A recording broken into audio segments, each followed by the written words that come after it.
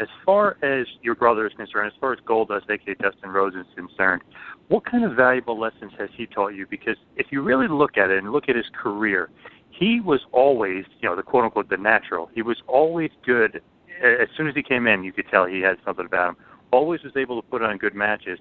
But then there's the other flip of the coin where he's so charismatic and he's such a good character. What have you learned from your brother, in all his many years in the wrestling business? Man, I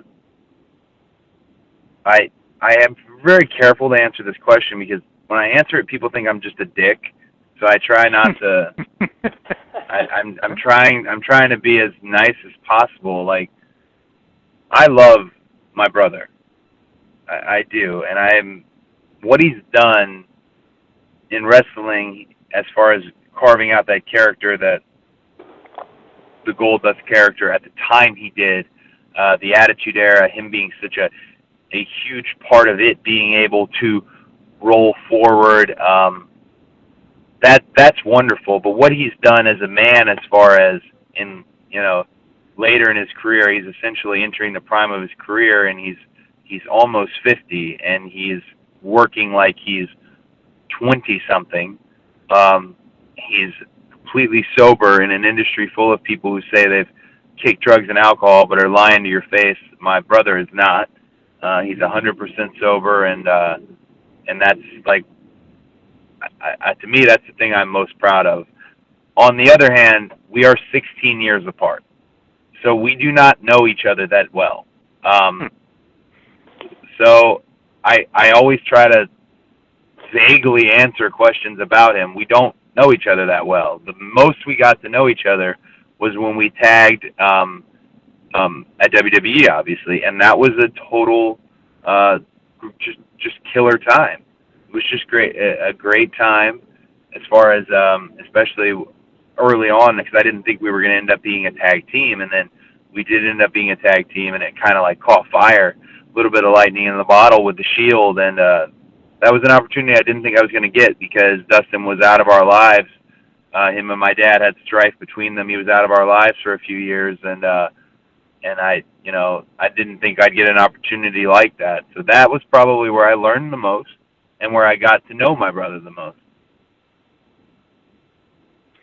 Now, as far as Dustin and wrestling him and everything else, did you expect maybe a bigger feud between you two, like kind of a WrestleMania moment or a WrestleMania blow-off match? Because I know you guys had the Fastlane match, but it felt like you guys kind of maybe should have gotten a big platform for a blow-off for that feud. I've answered this question 1 million times, and no one ever believes me.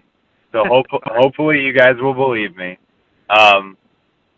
No, I didn't expect to have a WrestleMania match. I know earlier, when I was, I think 2011-12, he was rallying online for that to happen, and people were really behind it. And when he entered the Royal Rumble that year, I believe we were in Phoenix, that Royal Rumble he entered in Phoenix, the reaction to it was just outstanding, and I thought we would feed the people more off of that moment alone. We didn't.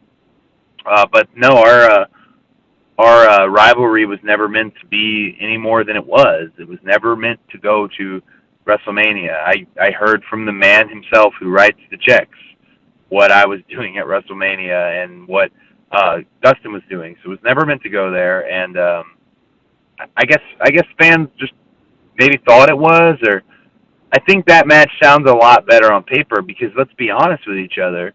We had the match at Fastlane, and it's not a good match. So why anyone would want to see it at WrestleMania is beyond me. So it wasn't ever supposed to go to WrestleMania. That's the God honest truth. There's no conspiracy about it. But I liked tagging with him a lot. We did have some fun matches against one another in Europe. That non-televised, those matches that nobody ever sees. That's the best of what WWE offers is those live events. They're just, some of them can really be magical.